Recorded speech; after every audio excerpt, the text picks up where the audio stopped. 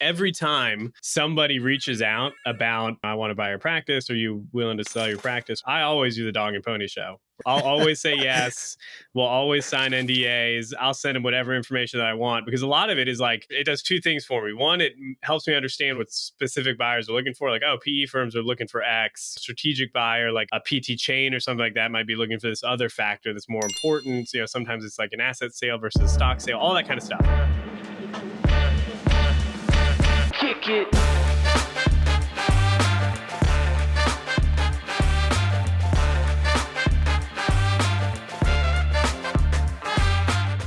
Welcome to Strata Stories. My name is Thomas Schreiber. I'm the Director of Marketing here at Strata PT. Strata PT is a single EMR platform and revenue cycle management service for physical, occupational, and speech therapy practices that helps you achieve a 99.99% reimbursement rate. On today's episode, Paul Singh, the CEO of Strata PT, talks with Rafael Salazar, a physical therapist and the CEO of Proactive Rehab and Wellness. Rafi was recently approached by a private equity firm about selling his PT clinic. In this episode, Paul and Rafi talk through how Rafi is thinking about acquisition opportunities, understanding buyer perspectives, optimizing for growth in sales, understanding the private equity versus venture capital world, and the importance of cash flow and profitability when trying to sell your clinic. If you'd like to learn more about Strata PT and see how our EMR and RCM works, head over to stratapt.com to book a demo. Now, without further delay, here's today's episode. This is like not super public at all, but we've been approached by a couple potential acquirers of the practice. So, and I don't even know if we're going to sell. This is probably like, last 100 days of the year. Like, PE firms are starting to reach out and kind of, close their stuff out for the end of the year. But every time somebody reaches out about, I want to buy your practice, are you willing to sell your practice or whatever, I always do the dog and pony show, right? Like I'll always say yes. We'll always sign NDAs. I'll send them whatever information that I want, because a lot of it is like wanting to it does two things for me. One, it helps me understand what specific buyers are looking for. Like, oh, PE firms are looking for X, a strategic buyer, like a PT chain or something like that, might be looking for this other factor that's more important. Sometimes it's like an asset sale versus a stock sale, all that kind of stuff. And then the other thing that it does is it really makes sure, or it helps reinforce in my own mind, like holes in my management system, or things that need to be tightened up, right? Like, this buyer that was reaching out really wanted to know about like weighted average revenue per visit based off of, the trailing 6 months or something like that. So then it like forces me to go back into my reporting system, figure that stuff out. Do I have it readily available?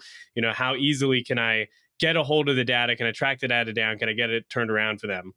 And then what does that data tell me, right? So like that's something I've just been dealing with for the last couple of weeks, just because I'm doing it. Well, if you're up for, obviously don't name names, but if you're up for talking about this, then let's roll on it for a little bit. First of all, I love that you are exploring it, because I think you're absolutely right. Most people are like binary. They're like, no, I always say no. And the other people are like, they always say yes. And then you ask, why do they say yes? And then they'll just say something simplistic, like, I just want to see what it's worth. But what you're talking about is a more nuanced approach to it, which is, yeah, you probably want to see how much it's worth. But more importantly, it's like this third-party view of the business. It's like getting consulting without paying for consulting, Bingo, man! Like, we haven't even talked about this, and you're nailing the talking point. Yeah, that's the key, right? And so, as long as you can control the time suck that comes with this, then you definitely, I would think, get more value out of it than if you had paid like some consultant to deep dive into your business. So. The other thing I'll say, by the way, that you're kind of alluding to is this idea of lifetime value. So when you think about, I'll just draw a parallel, for example, to the tech industry. Like, let's just talk about e-commerce, for example. If you went and looked at, and again, full disclosure, I'm an investor in a lot of companies like that, but just full disclosure, so now with that full disclosure, I get to see a lot of their economics and kind of their reports.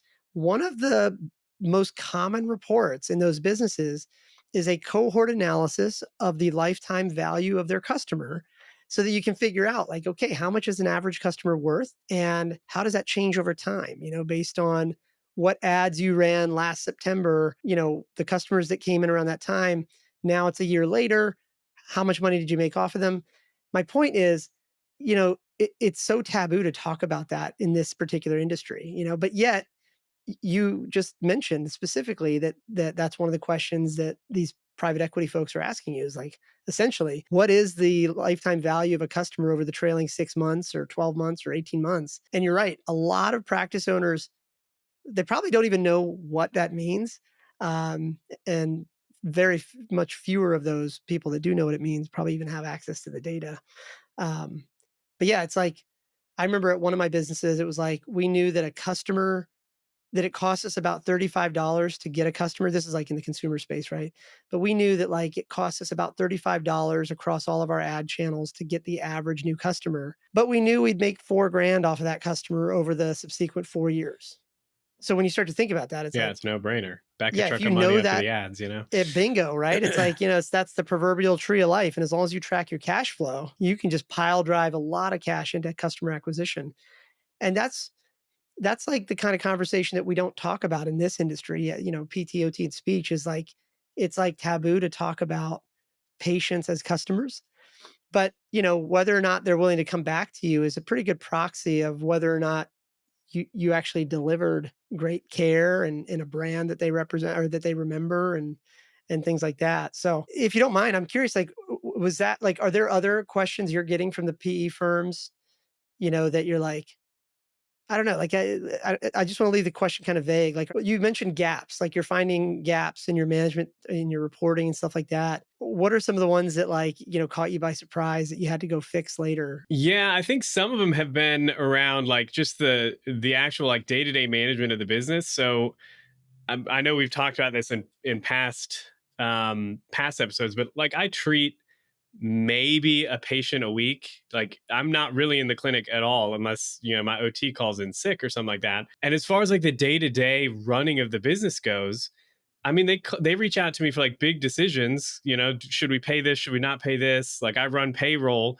but like I'm kind of out of a lot of the day-to-day decision making and inputting of data into the EMR, for example, or like onboarding patients. Like I have the system set up, and what we have is like I can't remember where I heard to do this, but I've been doing it basically since I bought the business. Was we have two Excel spreadsheets, and one of them is called like the finance operations manual, and the other one is called like clinical operations manual, and each one of those spreadsheets have like 50 tabs each, and it's like my front office person could get hit by a bus. Hopefully it doesn't happen, but the person that we hire really just has to open up this sheet and say, okay, how do I enter a patient into the EMR? How do we go about verifying benefits on Availity? How do we go about submitting claim? Whatever it is, everything is in there. um, and I did this mainly because I didn't want to have to be asked again when I trained somebody, or if we had turnover, if we were onboarding somebody new. I wanted it to be like a one and done. I'm putting effort into making sure the process works, and then I just want to make sure that it's there forever. So there were a couple PE firms that reached out to us, and one was actually a strategic. They were like a big chain. I'm not going to name the name. Um, and honestly, it almost sounded like an acqui-hire when they were reaching out and kind of inquiring. But the PE firm like lit up when I was talking about these two, Excel docs, and they were like, well, how transferable are those to other organizations? Like, is it just for you? Like, because I could already see in their mind, they're thinking like, okay, we could get this asset here and maybe, help other assets that we purchase. The strategic buyer, the one that was a PT practice, a large PT chain that was looking at potentially, I'd imagine, just given the labor market, they wanted to buy us to hire the physician or the clinicians, right? um they were like, they didn't care about that really at all. What they cared about was what the transition was going to look like. Did I have a director in place to because I basically said, well, if I sell this thing, I'm going to walk away pretty soon because I'm already not doing much anyways. And that was like a super, I could tell just by the questions they were asking and the kind of the body language, like that was being seen as a big risk for them, was that there was no clinic director, like on paper even, like who's your PT that's going to manage everything when you're done? I'm like, well, we really don't need to because it's all in the spreadsheet, right? Like I don't need to hire a clinic director because if the front office manager can basically take a patient from lead to scheduled and done, like I don't really need much else, right? Um, and that was I could almost tell that it was going to be a big hang up with this one potential buyer. But with the PE firm, it was like, man, we're super excited about this. Would you be selling those off as part of the business? Like, how do we get access to that? Like, it would have just been a totally different conversation with either of them. So it just kind of like in my mind, like really solidified, like who would I want to sell this business to if I was to sell it?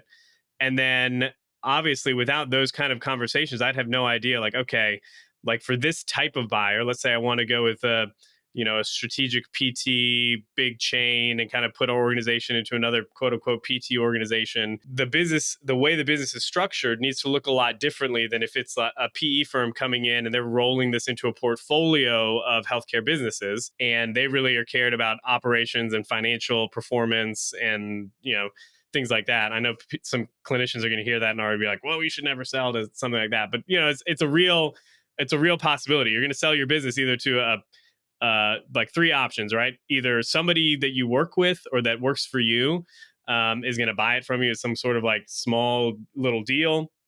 Succession planning, a large strategic is going to purchase you, whether that be like a hospital system or a bigger PT chain, or a real an area that's been getting a lot of growth recently in the physical therapy market is like PE firms, right? They're buying these clinics and rolling them up and all of that. So understanding the buyer and what that means, or your potential buyer, your desired outcome, and then kind of reverse engineering what the business needs to look like for that. Because like I said, a PE firm is going to be very interested in some things that a strategic PT chain, for example, doesn't even care about, or even a health system doesn't even care about, right?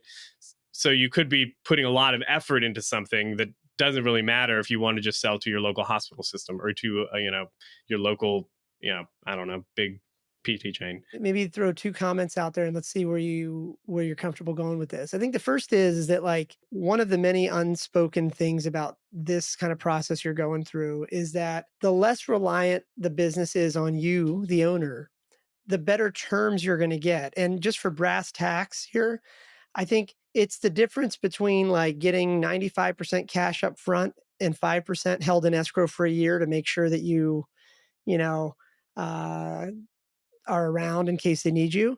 And that's if you're like, in your case, like you've built the models, it doesn't really need to operate with you there, that sort of thing. Conversely, a lot of practice owners feel like they're stuck. They won't say that publicly, but you put two beers in them, they're like, oh my gosh, I can't get out. It's like, well, of course you can't get out because like a business is so reliant on you that nobody can buy it and let you out. So even if you did get an offer, you're probably getting 10% cash up front and 90% of that held up in escrow for the next year or two, right? And so now you've got a job and you're going to hate it. And there's no contractual reason they should pay you for that escrow. They're just going to try to grind you down and get you out. So the second thing I would just say is like counterintuitively, the stuff you got to do to grow, and I'll talk about what grow means here in a minute. The stuff you got to do to grow is actually the same stuff you got to do to sell.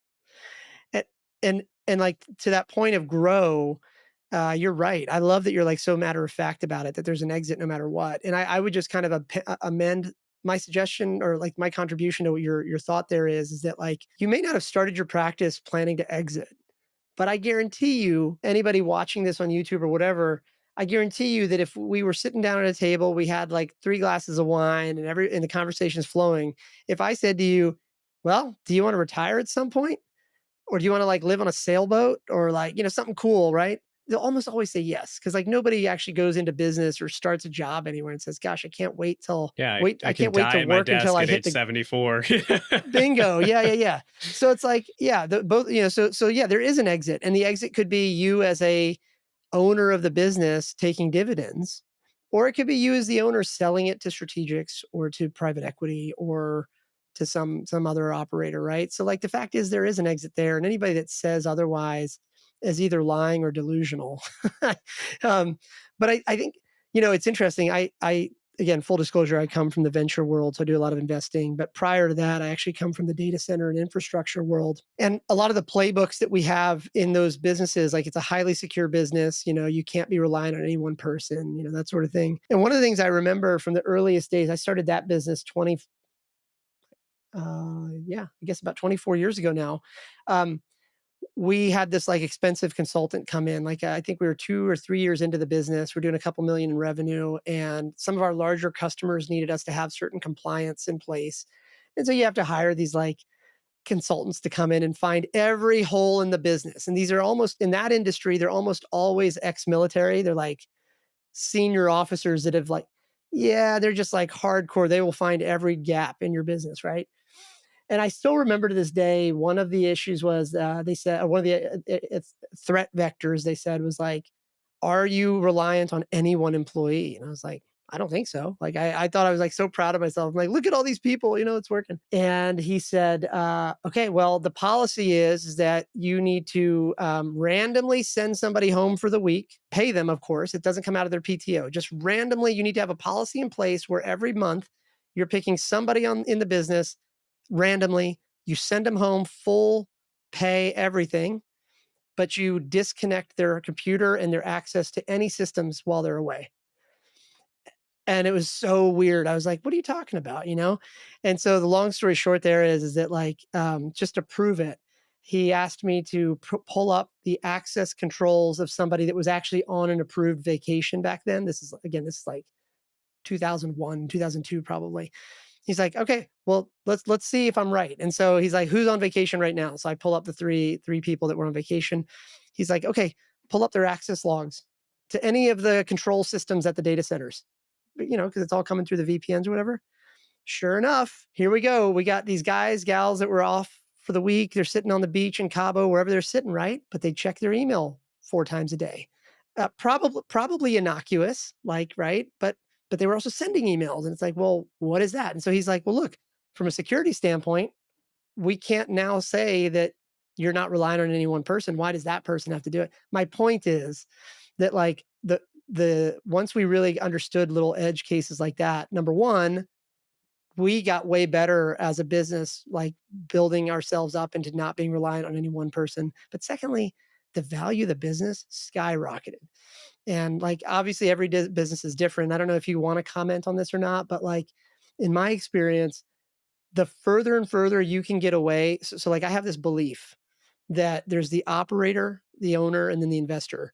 And most practice owners are operators. Like they're still seeing most of the patients. If they go on vacation, revenue definitely takes a hit. That's where most of them are. Far few of them are then owners, meaning like they can disappear for at least a week at a time and things will likely keep going.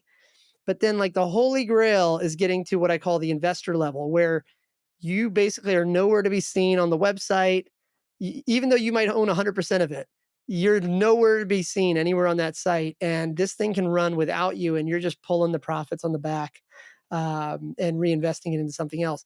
And I would argue that generally speaking, across industries, I would say if I'm going to go buy a business or invest in a business, I'm probably paying 1x EBITDA or earnings on an operator based business.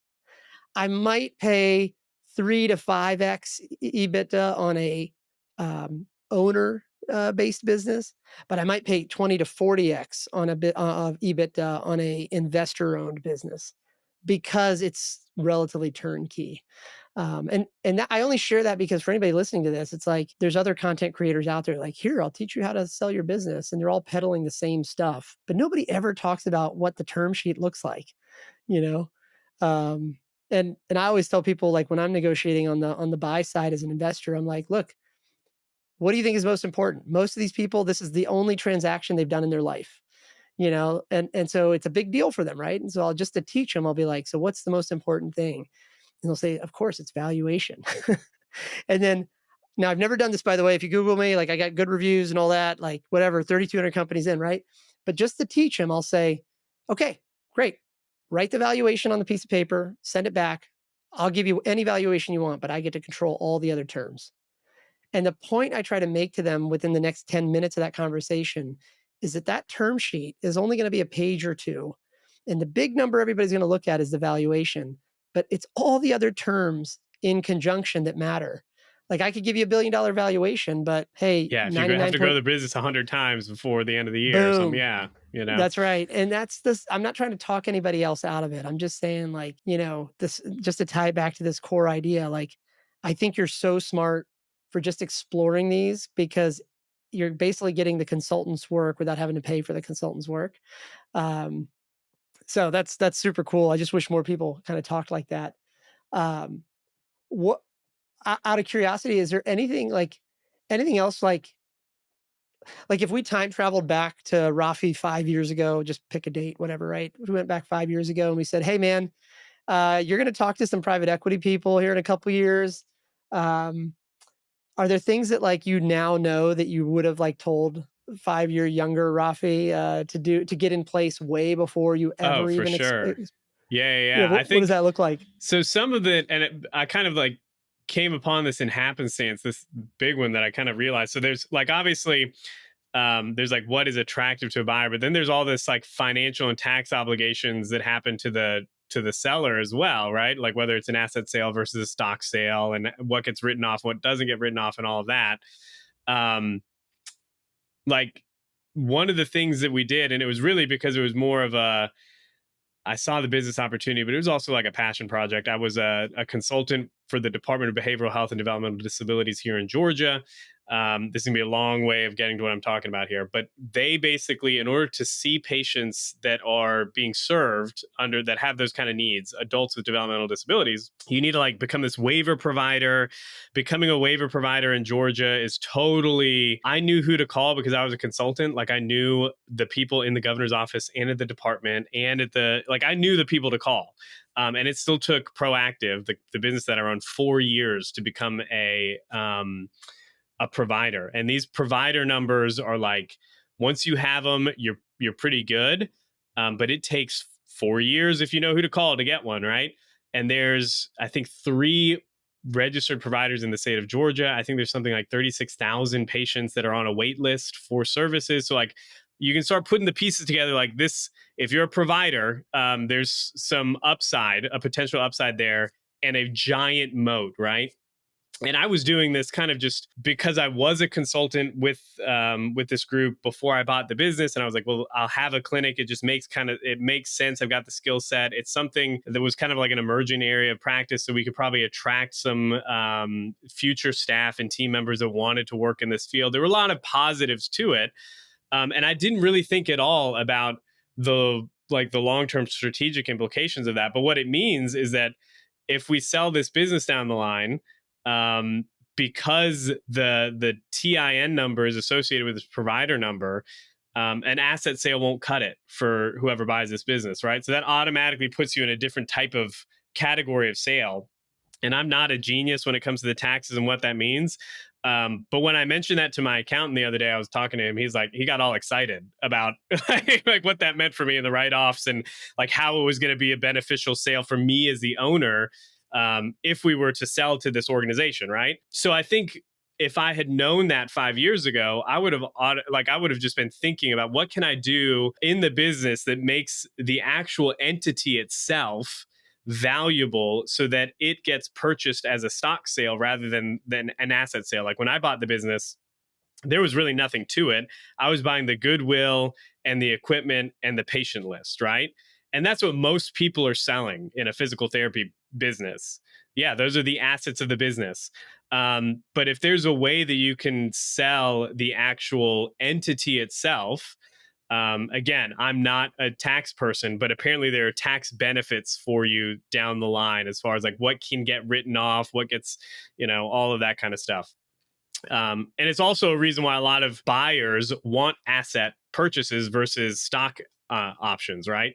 And again, not a tax person, really don't know all the ins and outs. I was just talking to my accountant last week about this, and he was like getting excited. So I've kind of figured there's something there to it. So I would probably, like, I'm learning this right now in real time. 5 years ago, I would have like really tried to take a dive into that and like what does that mean? What do I have to do? What are the pieces that need to be put in place? Yada yada yada. All of that kind of like really grow a really deep understanding of like the types of transactions that are possible. What are the implications for each of those transactions? Understanding terms is huge. Like you talk about, somebody selling the business is the first transaction they're going to do, or getting an investment is like the first big transaction, their only real transaction they're ever going to do in their life. Like Yeah, I yeah. bought a business without knowing half of this stuff. So it was That's like, right. Yeah, like yeah. I It could turned write out a okay. book on Yeah, well, I mean, I could write a book now, like, holy cow, looking back at that transaction, like there were so many levers I could have pulled. There were so many things that I should have put on terms that I didn't. Um, there were just like I just didn't know, and it was a small deal. It was not a big deal.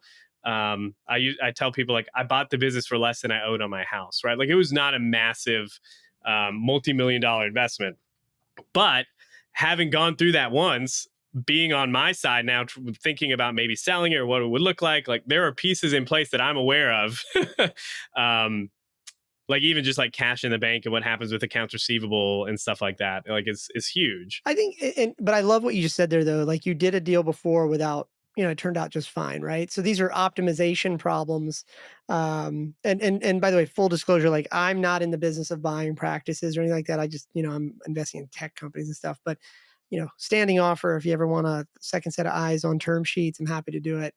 Um, because I'm the same way. Like I didn't know what I didn't know going into some of this stuff, but you just sort of like go through more and more deals and you learn like, oh, next time that could have been better, or this kind of could have been better, or whatever, right? Ultimately, I think it just kind of comes back to this like other broader idea that like what it takes to sell a business is actually the same as what it takes to grow the business. And whether you're optimizing, like whatever success, I don't think we talk about this enough. It's like, not to get off topic here, but like, I went to PPS last week and I was just trying to be a fly on the wall or whatever, right? And it's a great event. I don't want to get like blackballed by, APTIA or whatever, right? But like all the topics of discussion were just kind of regurgitated BS. It's like stuff I could have Googled. Nobody's talking about this. Every talk there was basically a thinly veiled way to sell whatever it is the speaker was Sell selling. their marketing stuff or we'll bring Yeah, you a and million I clients or get it. That's the game, right? But like nobody talks about this. These conversations are happening at a dinner table outside the venue after 3 glasses of wine. And everybody's like basically so worn down that they're tired of like smiling and lying to each other. you know? And so like my view on this is that like I wish more people talked about this because this is if more people knew about how this works, I'm convinced like I have this saying that I say to all of my venture funded guys, which is actually different than private equity, but still it's very similar. I always say like, look, the more that people understand, the more that entrepreneurs understood the business of private equity and venture capital, the better equipped they would be to build a business. Not yeah. because they have to sell, but because if you understand how money gets leveraged, you start to understand like why did private equity firm A give you a slightly different deal than private equity firm B? Well, it's not because they both had different degrees from different universities. It probably has something to do with their view on where returns come from, what they promised the high net worth individuals that gave them the money that they're managing, things like that. And the more you understand that, the more you can kind of understand, like, okay, this is why they want X or why that firm wants Y. And then you as the owner get to choose like what you really want to do. And I know it kind of sounds hand wavy and touchy feely, but I think if we started from the position of like, hey, you should understand how money works, that's cool. Then secondly, if we could overlay that with let's just be honest with ourselves as entrepreneurs about what success looks like. Like I can tell you wholeheartedly that success to me in my 20s looked like money. How much money can I make? I think that success in my 30s was about power. Like I wanted to be like the big guy in my industry or whatever. And now in my 40s, I think success is about freedom. Like this ability of like, I just want to spend time with my kids. I still want to build a great business, but I do want some guardrails. I want to spend time with my kids. I don't know what it'll look like in my 50s, but I know that very few people I meet actually can answer that question with one word. And until you can actually understand that one word, then it's like, what are we actually negotiating for? What's the point? I mean, it'd probably be easier for you and me to make a living in a cubicle somewhere, you know? My wife and I were just having that conversation the other day. I was talking about something else, and she was like, "Yeah, it was something about some money in the business, what was going on with one of these consulting projects I was working on." I was like, "You know what? Like, I'm not tooting my own horn, but I'm a smart freaking dude. Like I could go and work for some of these clients and make a ton of money with probably a lot less stress and somebody else to be taking all of the risk. And I don't think practice owners really take that into consideration when they're starting a practice. Like when you own a practice, like the amount of risk is there. There's a built-in level of risk and it is big. It's a large amount of risk. And if you're not clear on what success looks like for you, and not just monetarily, like you just said, like want to be able to cut out and, do whatever. Like on Thursdays, I want to go and I get home at 1. My wife goes and does whatever she's going to do. And I spend time with the kids, right? Or I like Wednesdays, we go do jujitsu or something. Like I'm not tied to the clinic. And that's what success looked like for me when I first started it. But I knew that like from the beginning, that's why I was buying a practice. I was buying a practice because I knew that I did not want to be tied to a treatment table 8 hours a day. Many clinicians don't think about that. They think about, I want to treat the way that I want to treat. I want to deliver the care that I want to deliver the way I want to deliver it. I want to quote unquote do good for patients. And that is a good way to work yourself into a job that you feel trapped. And by the way, if that's truly what you want, then you have succeeded. The issue is most people say one thing but truly want something else, and that's the real tragedy, because then they look up and realize they've created a job for themselves that they can't sell, that they can't fire themselves from, and that's the real tragedy of the whole thing. Obviously, every deal is so nuanced, but I'm kind of curious what your thought on this is. Obviously, every deal is nuanced, every industry is different. But when I think about like, like I'll get at least a call a week from some entrepreneur in my portfolio, in my tech portfolio, that's like, hey, I'm thinking about selling or whatever. And, my napkin sort of guidance for them, my napkin math guidance is like, let's look at the profits of the business right now, whatever they are. Let's look at the profits of the business right now. And let's sort of like look at it as an investor. So in the finance world, I'm not even finance trained, by the way. I'm like a nerd. I'm a computer science and an electrical engineering guy. I don't know anything about money. I just had to learn it along the way, right?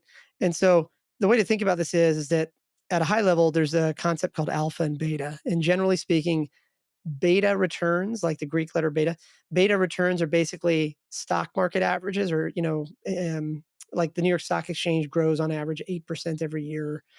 So if you were to index that market and do nothing, you're just going to grow your money. So you put $1 in, it's going to grow 8% every month, and turn into something bigger. That's called beta returns because, if you just put money in, that's what you get. It's a great way to become a millionaire. Actually, a lot of working class people do that, through 401ks, whatever. Then there's alpha returns, and alpha returns by definition are anything greater than beta returns. And the way to think about this is that if you do this exercise at some point, it's like, okay, if let's say just for big round numbers, you could pull 100 grand a year in profits out of your business and then just put them and invest them somewhere, what kind of returns are we looking for here? Like, could you take those profits out and put them into like a Vanguard ETF and chill and get 8%? Sure, you could do that. Okay, well, if you know you could do that, anything else you decide to take that 100K and invest it in should have the potential to outperform that market. Now, why am I even mentioning this? Well, when people start to like get into like, well, what's the business worth and da da da, like we can get very complex, as you've probably noticed in the private equity conversations. No two conversations are the same. But what I usually tell people is like, it really only makes sense to do a deal if the cash outcome and I'm going to just oversimplify here. Whatever the cash you get at closing should be the only cash you assume to get. Even if it's on paper where it's like, oh, it's an escrow or it's an earnout, you should just assume that you're not going to get it because they're just going to find a way to make sure you don't get it. So if you just take the value that you would get at the closing table, whatever that hard number is pre-tax and post-tax, then you got to ask yourself, like, would I have gotten that number myself if I just held onto the business and compounded the growth, whether it's investing in Vanguard ETFs or whatever? Like, basically my general rule of thumb is like, I think it only makes sense if you think you could uh, triple or quadruple the possible returns over a 5-year period with a cash deal right now. Like that's the only way it makes any sense. Now I know a lot of people are going to come after me on this one because they'll be like, "Well, but Paul," and then they're going to pull out their Excel spreadsheets and try to find a way to like tell me I'm wrong, and that's okay. It's okay, right? But it's like, why even like like, and I'll just use you as an example. You bought this business a couple years ago, and I think you're being very respectful, and you're just saying like, "Well, I bought it at a smaller value," but let's not forget the fact that you took on risk to do that. That's probably money that you could have spent buying a bigger house, or I mean, there was an opportunity cost and some risk you took, right? And so now, if you're going to sell it, and this is rhetorical, I'm just not. You don't have to answer this. I'm just using this for the audience. if you're going to sell it, why be in a position where you're only selling it based on like the assets you've created over the last couple of years? Because the risk you took needs to be priced into that as well. And the only way to price that in is to to continue to reinvest the profits as much as you can afford, to continually move yourself conceptually from operator to owner to investor. To me, it sounds like you're already at that owner level. You're really close to what I would call that investor level. Like if I were to just take you out of the business, shut off your machines, not give you any access to that facility, it sounds like 90, 95% of it would keep working. A lot of it, Uh, yeah. I mean, they need to run payroll every couple of weeks, so you know. Right. Right. Well, but that's all joking aside, that is a function that could be outsourced or, trained to somebody and you can put control. I'm not saying you have to do that, by the way. I'm just saying like, um, you know, that's probably why you're getting so many great offers, I think right now is because your practice is probably, well, I think from my limited view of the market, your practice is probably one of the better run ones, because you can like operate it. Like I could get a, no offense to anybody, I could probably get um, a general manager into your spot, and have them run the books every 2 weeks, and that sort of thing. So there's a compliment in there somewhere, by the way. But the point is, though, is that like I love that you're being so open about it, and I also love that you're looking at it from the perspective of like, hey, every time you kind of open the kimono, it shows you what else could add more value. I have this crazy theory. I was talking so at PPS, I was actually talking to like two or three practice owners just randomly, and somehow we got onto a similar topic. Um, I don't know if they listen to this podcast, but if they do, maybe they can. If they want, I'll mention their names, but I won't do it right now. Anyway, they were all at different stages. Like one of them was probably close to like your stage, kind of, you've built the systems and the processes. By and large, the other three that I was talking to were much earlier, like where they were probably seeing half-time patients. Yeah, they were probably treating like I would say anywhere between like 2 to 4 hours a day. Maybe they were like 50% out. Um, and it was interesting. Like we got on this topic of like selling and all that, and just to kind of like expedite this part of the conversation and see where we go with it. I was like, look, they were like, what do you think we should do? I was like, well, look, there's the financial version of what's right. There's the legal version of what's right. And then there's the personal slash psychological part of what's right. And let's agree that the legal and the financial part has got enough constraints around it where like I can tell you what a good term sheet looks like compared to a bad one. Like that part, if you get to that part, legal and finance is not what I'm worried about because I could just tell you like, hey, I saw 17 of these last week and this is either really good or it's really bad, right? I said, let's start from the psychological aspect. And I said to these four people, I was like, look, it's going to be purely rhetorical because I don't want to know your finances, but I said like, if you don't have $1 million liquid net worth right now, like, so it can't be tied in your house. It's got to be like, if you can't look me in the eye and tell me that you can't just wire me $1 million for fun, then let's agree you don't have $1 million in net worth, like cash ready to go.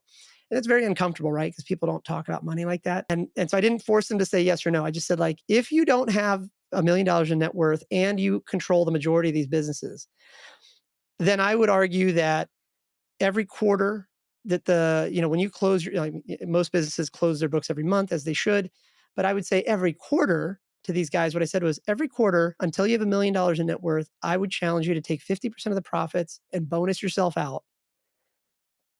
And then use the other remaining 50% to reinvest back in the business. Partly because we do need you to reinvest in the business and help it grow. And partly because by extracting that profit, you're actually starting to remove the risk of your family and your friends. And actually, what kind of happens when people go through this, like that first, we talk about it in the venture capital community a lot, but nobody ever talks about this publicly with businesses. The first $1 million of net liquid cash that any entrepreneur ever gets is the most life changing money they'll ever have. Don't get me wrong; every additional $1 million that they get obviously is worth it, right?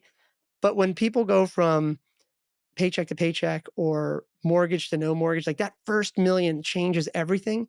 And we can see as an industry on the venture side, we can see that founders and entrepreneurs that actually get to that point make way better long-term decisions for the business and for their employees than the alternative. To say this a different way, there is this narrative in the entrepreneurial community that hustle and grind and all these things are the hallmark of a good entrepreneur. That's what the narrative says, right? You watch enough Shark Tank, everything's about hustle and grind, and I've been working on this for 8 years. But the data suggests otherwise. The data suggests that, yeah, there's a time and place for hustle, Yeah, it's but a the real requirement to get right, started. right, it's what we call table stakes, right? I mean, you gotta like you're going from 0 to 1. You gotta somebody's gotta do it, right? But then like the data suggests and proves, I should say, with financial returns that, the sooner that the business can reward that founder or set of entrepreneurs that took that initial risk with like the ability to kind of get that first million, the better they're gonna perform long term. So I don't want to get like too nerdy, but the point is though is that like there are real reasons for this. Besides, like they're managing people's stress, like an entrepreneur's stress, is a purely subjective thing. I'm sure if I put like a blood pressure monitor on you, I'm sure I could figure out like I bet over the years that your stress level probably feels like it got less, I guess. But like if I actually if we actually got $1 million out of the business and into your liquid net worth, like your stress level actually would go down much, much more. I'm not I'm articulating sure, this yeah. very well. I apologize. But the point is though, is that like I think it's I'm we didn't start this conversation today talking about this topic or planning to talk about this topic, but I'm glad you were willing to talk about it because, you know, the other thing I said at PPS to some people was I said like two things can't be true simultaneously. Like in other words, there was this like one dinner I went to where there was a bunch of practice owners, and sure enough, like 3 glasses of wine in, they're all just talking trash about how thin the margins are and how the man is always sticking it to them in terms of reimbursements and all that. And my thought on that is like I said to the guy to the it was men and women, but so when I say guys, don't kill me, guys. It's like I mean that guys and gals. But there must have been 30, 40 practice owners in that dinner, that big round table dinner thing. And I was like, look, respectfully, two things cannot be simultaneously true about the same thing. We can't in one breath say, oh my gosh, the default profitability of a private practice in this country is like single digits. You can't say that while simultaneously acknowledging the fact that private equity is in here buying up hundreds of practices around the country every month. So somebody's does is not operating off the complete picture here, and I don't think it's the private equity guys that have it wrong. Yeah, no, Like, it's you, true. you Well, know, and the reality is uh, it makes you think too, like if those groups are in there, like they're not looking for single digit returns. And there's something they know about the industry that maybe because the practice owners are in a place where it's like, man, decreasing margins, stress, whatever, like you're just not making good business decisions. It's like trying to be, I remember this when I first started consulting independently, like the worst deals I put together, the worst terms, the worst clients, the lowest margin work was like when I was starving, I needed to make a deal or else, things were not going to happen. Many practice owners, I think, find themselves in that situation where they feel like, whether or not they do, they feel like the margins are thin and they're in this survival mode, and that means they take on payer contracts they shouldn't take on. They don't adjust their schedule to accommodate payer mix. They don't, whatever it is. They feel like they need to treat more in the clinic to make up for it. They just make bad business decisions as a result. And I've done this too. Like, crap, I got to go out and I got to drum up business or whatever it is, whatever the decision is. Like it's a poor strategic business decision, but because you feel like you're in survival mode, it's the only logical decision you see, right? And the private equity firms are looking at PT salivating a little bit because they know that they've got an entire pool of assets where the people that own the assets feel like they feel like their top line value is like a fraction of what the PE firms know the value can be, right? if I haven't lost any listeners yet, probably I'll keep trying. We'll see. I was talking to somebody else at the conference last week, and some entrepreneur like asked me like, so why this? Like your background, like I guess he had Googled me or whatever, and he's like, oh, you're from tech. Like what in the world? Why would you take this on? And I was like, you want the corporate answer or the real answer? And he's like, well, okay, what's the real answer? I was like, money. Yeah. And you would have thought that I like, stabbed him in the heart because it was like so taboo to talk about money. And he's like, okay, explain. And I said, well, look, I come from tech. I come from a world where like we built or we, invested in companies that generated massive returns, It created millions of jobs, things like that. And when I finally realized that the healthcare industry is 5x larger than the largest market cap in my other portfolio, like how could I not? And so it's like, I know this is like kind of hand wavy, but this is what I said to him. I was like, look, you know, high level healthcare spending makes up 20% of our GDP. 10% of that number is like broadly MSK, and then you get further and further narrow into like PT versus OT, outpatient versus inpatient, whatever. Like, yeah, we can whittle it down further and further, but still, those subcategories are bigger than most other industries, right? It's like, um, I can't remember who said it, but he said it really well. He said something like, you know, this is not a $4 trillion industry. He said this is $1,000 billion or $4,000 billion industries or something like that. And I think that's what the private equity investors see. But you Like, don't need to dominate healthcare, but a little sliver of that is huge. bingo. That's exactly right. That's exactly right. So it's like, And it's also the reason, like, you see, we've talked about like companies like United Health Group, for example, like they're an insurance company, but now they're owning practices and stuff like that. Like a lot of PT practice owners, I'm going to pick on UHC because I know that they reimburse terrible and they always get a lot of flack from practice owners. Um, if given the opportunity, and I will tell you straight up, this is the truth for me in my portfolio. Like, if given the opportunity, I'm investing in United Health Group, right? Because it's such a big payout, and strategically they've got an advantage in the market. They're performing well. Like, yes, they might be, the way they reimburse physical therapy in one sliver is terrible, and they're predatory and all of that. But the reality is, it just goes, it's, I think it's the nature of the beast. Like, healthcare is so big that you're going, it, by nature of it being that big, the organizations that succeed and do well are going to be big. We rail against big healthcare, quote unquote, and how it's terrible and how it's, killing patients. And I think if you look objectively at just clinical outcomes too, like, we're probably better because of companies like that.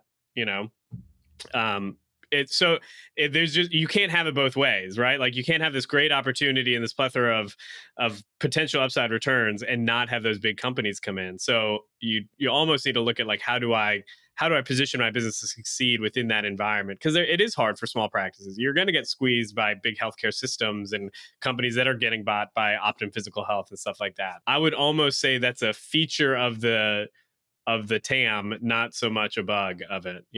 I would agree. Yeah, I think this is one of those industries where profitability is more important than the overall growth of the business. And I think a lot of people get that wrong. And so I was talking to somebody else this morning, and I said, like, look, your goal as a practice, like, so he and I had been talking about his practice, and then somehow it came up. We were talking about travel and flying with the kids or something, and I said, look, here's the parallel. We can both agree that United and Delta are massive airlines, but if you just Google the earnings reports, they operate at very thin margins. Right? Great business, by the way, very thin margins. I was like, the goal of your practice, though, is not to be United. I'm sorry, United or Delta. Your goal is to be Southwest. Very profitable, manages its growth. Maybe not recently, but in the for the majority of its life, has really focused on being extremely profitable.